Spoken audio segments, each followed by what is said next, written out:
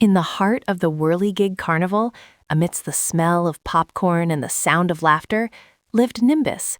He was a tuft of pink cotton candy with a heart much too big for his paper cone. While the other sweets were happy being sticky, Nimbus spent his days staring at the horizon. With a sudden, daring wiggle and a lucky gust of wind, he snapped his paper stick and drifted upward, leaving the spinning Ferris wheel behind to chase the giants in the sky. Higher and higher he climbed, past the birds and the kites, until the air grew thin and chilly.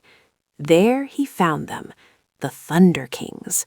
They were massive, charcoal gray clouds with voices that shook the mountains. "Excuse me," Nimbus squeaked, puffing out his sugary chest to look as big as possible.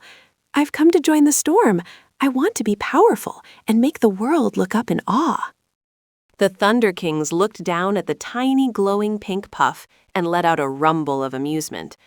"A storm cloud must be fierce," one boomed. "Show us your power, little sugar ball."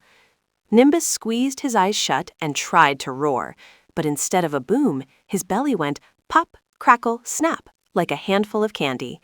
He tried to rain, but instead of water, a flurry of tiny rainbow-colored sprinkles tumbled from his fluff. The big clouds roared with laughter, blowing Nimbus away with a cold, mocking gust. Drifting alone, Nimbus floated over a city called Grayscale. A heavy, dismal fog known as the Great Gloom had settled over the streets. The people walked with their shoulders hunched and heads down, their umbrellas dripping with dull, gray mist. The Thunder Kings tried to help, but their heavy rain only made the gloom thicker and the people soggier. The city had lost its spark, and the children had forgotten how to smile. Nimbus looked down and felt a tug in his sugary heart. He realized the city didn't need more water. It needed a reason to look up.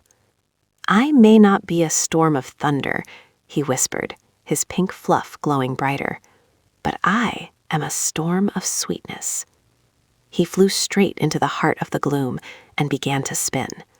Faster and faster he whirled, becoming a pink cyclone of pure joy, shaking every ounce of magic he possessed into the heavy air.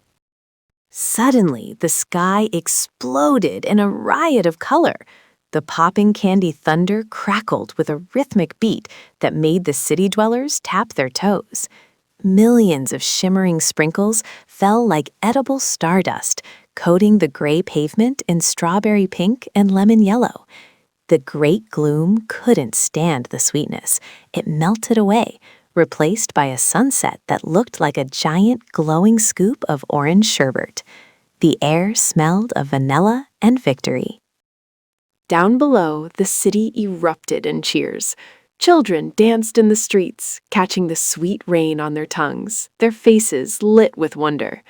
High above, the Thunder Kings watched in silent amazement. They realized that while they could make the grass grow, only Nimbus could make the heart sing. Nimbus, no longer wishing to be gray or loud, floated happily over his colorful masterpiece, a small pink cloud who proved that being different was the most powerful storm of all.